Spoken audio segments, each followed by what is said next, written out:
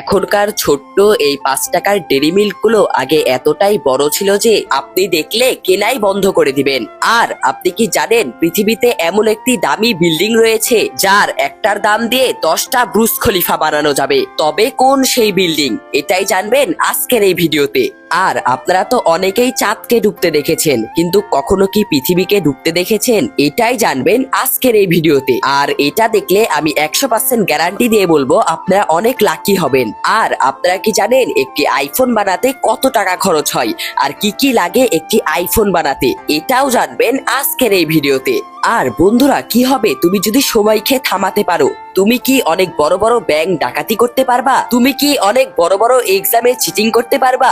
এগুলো তো জানি না, কিন্তু যদি সময় আসলেই থামানো যায় তাহলে যেটা এই পৃথিবীতে হবে সেটা আসলেই অনেক ভয়ঙ্কর। তো এটাই জানবেন আজকের এই ভিডিওতে। তো অত কথা বাদ দিয়ে চলুন ভিডিও শুরু করা যাক। তার আগে আপনারা যারা নতুন আছেন প্লিজ চ্যানেলটিকে সাবস্ক্রাইব করে দিবেন আর এই ভিডিওটিতে একটি লাইক করে দিবেন। নাম্বার 1, ক্যাডবেরি ডেরি মিল্ক, যেটা সবার ফেভারিট চকলেট। আগে এই 5 টাকার ডেরি মিল্ক চকলেটের ভিতরে 5 পিস চকলেট থাকতো। তবে বর্তমানে আপনি যদি এই 5 টাকার ডেরি মিল্ক চকলেট খান তাহলে দেখবেন এই চকলেট 5 থেকে 4 পিস হয়ে গেছে, মানে কোম্পানি 1 পিস চকলেট বাদ দিয়েছে। আর যদি দেখেন 10 টাকার চকলেটেও অনেক পরিবর্তন হয়ে গেছে। আগে 10 টাকার ডেরি মিল্ক চকলেটের ভিতরে 18 থেকে 20 গ্রাম চকলেট থাকতো, তবে 10 টাকার এই চকলেটের ভিতরে 12 থেকে 13 গ্রাম চকলেট থাকে। মানে দাম সেম, কিন্তু কোম্পানি এই চকলেটের পরিমাণ কমিয়ে দিয়েছে। আর আরেকটা কথা জানেন কি? Lay's chips. হ্যাঁ, আপনারা তো মুভি অথবা খেলা দেখতে দেখতে এই চিপসটাকে তো খেয়েই থাকবেন, কিন্তু জানলে অবাক হবেন যে আগে 50 টাকার লেস চিপসের প্যাকেটের মধ্যে 40 গ্রাম চিপস থাকতো, কিন্তু এখন 50 টাকার চিপসের মধ্যে 30 গ্রাম চিপস থাকে, মানে প্রায় 10 গ্রাম চিপস বাদ দেওয়া হয়েছে।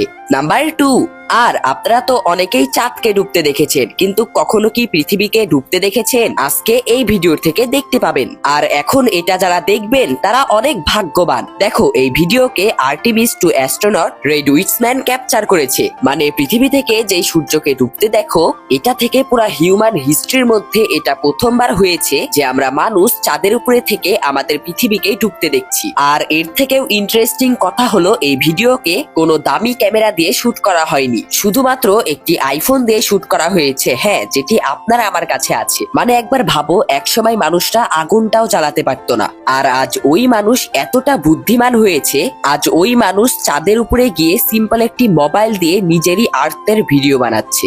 এটা আসলেই অসাম একটি ভিডিও। নাম্বার 3, বন্ধুরা, আপনারা তো আমার মতন ভেবেই থাকবেন যে ব্রুজ খলিফা হলো সব থেকে দামি এবং উঁচু বিল্ডিং, কিন্তু না বন্ধুরা, পৃথিবীতে এমন একটি বিল্ডিং রয়েছে যে ব্রুজ খলিফার থেকেও 10 গুণ বেশি দামি। আর এই বিল্ডিংটার নাম হলো আলবাজ আলবাত ক্লক টাওয়ার, যেটা সৌদি আরবের পবিত্র মক্কা শহরে অবস্থিত। আর এই মক্কা শহরের ক্লক টাওয়ার এত দামি কেন চলুন জেনে নেওয়া যাক। যেখানে ব্রুজ খলিফার নির্মাণ খরচ হয়েছিল 1.5 বিলিয়ন ডলার, মানে প্রায় 17,250 কোটি টাকা। সেখানে সৌদি আরবের এই বিল্ডিংটি নির্মাণ করতে খরচ হয়েছিল 15 বিলিয়ন ডলার, মানে প্রায় 1,72,000 কোটি টাকা। আর এই বিল্ডিংটির বিশেষ আকর্ষণ হলো এই বিল্ডিংটির উপরে লাগানো এই ঘড়ি, যার কারণে এই বিল্ডিংটিকে বিশ্বের অন্যতম ক্লক টাওয়ারও বলা হয়। আর এই বিল্ডিংটিতে একসাথে অনেকগুলো সুবিধা রয়েছে, যেমন হোটেল, শপিং মল এবং নামাজ পড়ার জন্য মসজিদেরও ব্যবস্থা রয়েছে। আরো অনেক কিছুর সুবিধা রয়েছে যেগুলো বললেই নয়। এই কারণেই এই বিল্ডিংটি এতটা দামি। সুবাহান আল্লাহ। নাম্বার 4, আপনারা কি জানেন একটি আইফোন তৈরি করতে কত টাকা খরচ হয় এবং একটি আইফোন তৈরি করতে কি কি লাগে? তো চলুন জেনে নেওয়া যাক। তো দেখো, আইফোনকে বানাতে তো প্রায় অনেক টাকা লাগে, আর তো বিভিন্ন বিভিন্ন দিক থেকে টাকা লাগে। যেমন আইফোনের কেস মানে ফ্রেম প্রায় 1900 টাকার মতন লাগে, আর ব্যাটারি 360 টাকা দিয়ে হয়, আর স্টোরেজ যদি 256 জিবি হয় তাহলে ওটা 1900 টাকা দিয়ে আসে। আর র্যাম 2000 টাকার, আর ডিসপ্লে 7236 টাকার, আর ক্যামেরা 7500 টাকার, যেটা সনি বানাই। আর তারপরে অ্যাপেলের নিজের A15 প্রো চিপস, যেটা 8200 টাকার। আর তারপরে 5G মডেল, যেটাও প্রায় 8,000 টাকা দিয়ে আসে। তো টোটাল হয় প্রায় 40,000 টাকার আশেপাশে।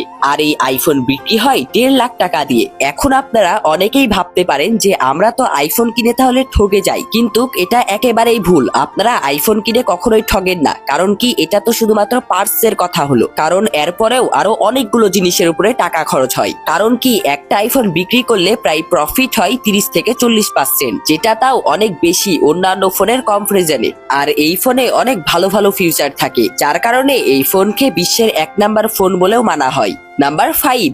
তো বন্ধুরা, কি হবে আপনারা যদি সবাইকে থামিয়ে দিতে পারেন? তাহলে কি আপনারা অনেক কিছু করতে পারবেন, না শুধুমাত্র একটি মনের ভুল? তো চলুন জেনে নেওয়া যাক। তো টাইমকে থামানোর জন্য আমাদেরকে আগে টাইমকে বুঝতে হবে। তো আমরা যদি টাইমকে জিরো করতে চাই, তাহলে আমাদেরকে স্পিড অফ লাইটে ট্রাভেল করতে হবে, আর এটা তো এখন পর্যন্ত ইম্পসিবল।